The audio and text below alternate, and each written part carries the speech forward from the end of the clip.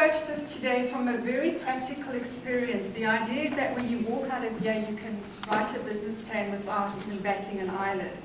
So if I've dumbed it down a bit, forgive me. If you walk out here and you don't know how to write a business plan, then I've failed.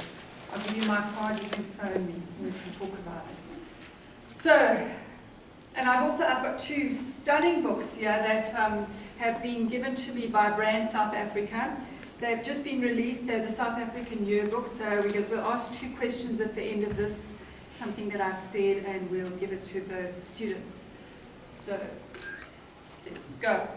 Just quickly, what is Amcham? Amcham is the shortened version of the American Chamber of Commerce, and we've got 260 American companies. We're looking at the big multinationals like IBM, Coca-Cola, Microsoft.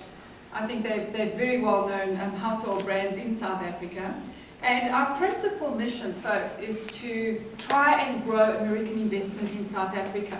The more FDI we bring into South Africa, the more jobs we create, the more CSI spend we can have in South Africa. And it's just, foreign direct investment, as you all know, is just what every country dreams about. And we're all fighting for the limited amount of foreign direct investment in the world at the moment.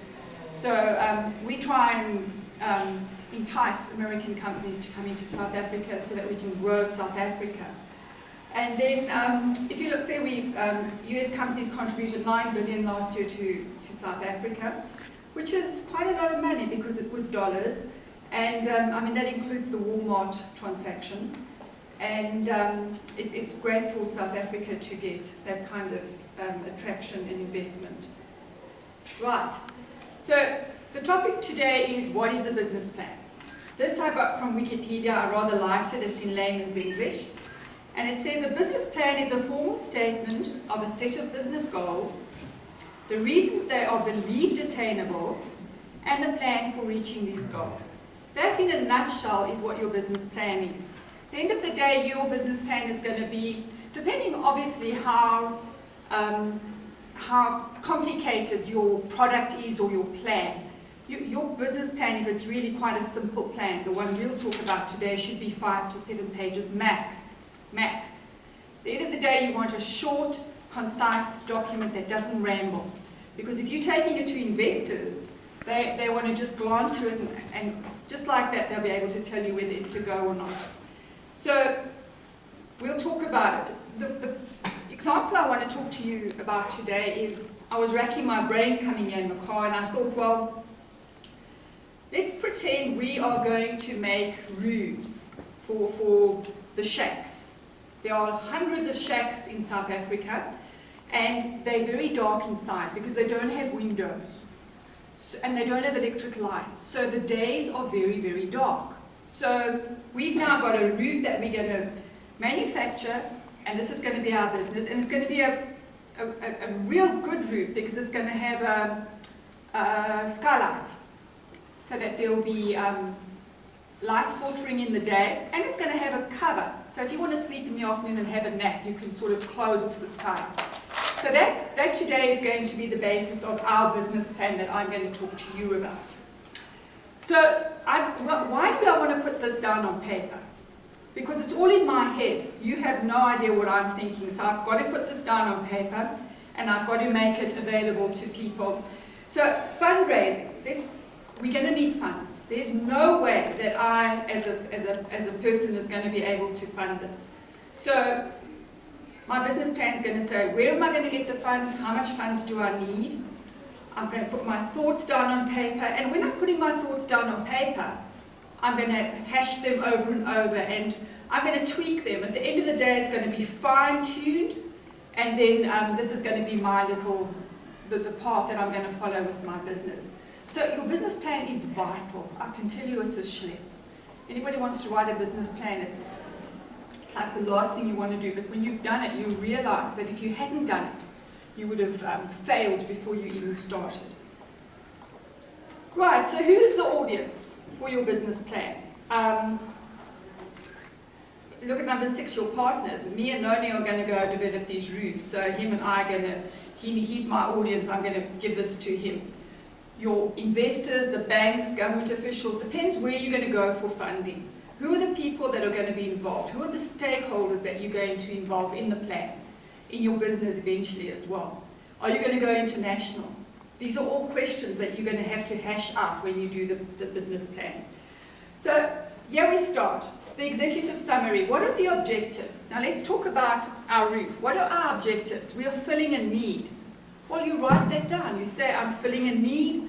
I want to provide 300,000 of my roofs to shacks in the Johannesburg area.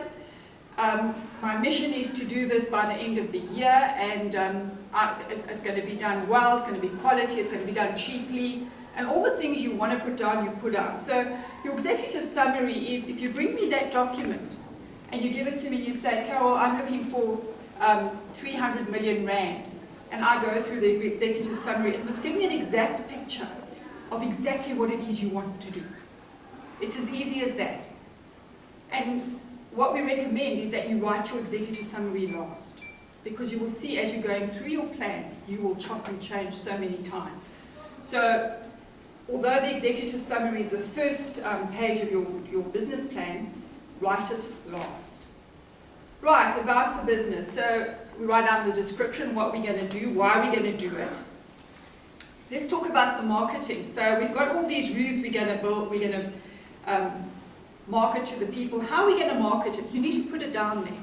Are we going to market it by way of the internet? Let's talk about it. Are you going to sell these roofs on the internet, folks? No. Why not? You could. You could. Yeah, but you're not thinking. Because your target market is not in the internet. They probably haven't got internet. They haven't got electricity. So probably not, yeah. So those are the things you've got to think about. Where would they access? Where would they find access to learn about what you're doing? Radio is good. Have you got the money for radio? Also, if you're going to government to get help, and you will get help if you've got a scheme like that, government will assist you in giving you funding to develop your roofs, to market it, etc. So you've got to think laterally, and you've got to think, should I put posters up at the university? See, these are the things you've got to think about. Will it work? Should I put it on my car? You know, roofs for sale, special roofs for sale. Taxis, buses. So, you know, what is cheap? What will get the word out there? Will the Sowetan get it out there? So marketing is all the things you must think about. It's media, it's social media, it's Twitter. Yeah, put it on Twitter. You know, some people are on Twitter. You've got to really think of every single plan and put it down there so the people, so whoever reads your document can see, gee, that's great. He's thought of that. He's thought of that. That's a good idea. That won't work. That's what you've got to put in front of the people. Right, let's look at the competition. How many other people are marketing my roofs? This was my invention. I'm going to patent it as well.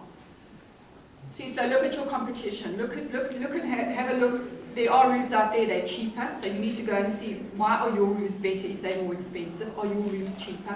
So the whole idea is, who is your competition? Because at the end of the day, you're going to have a business plan, and it will only work if you've checked out who your competition is.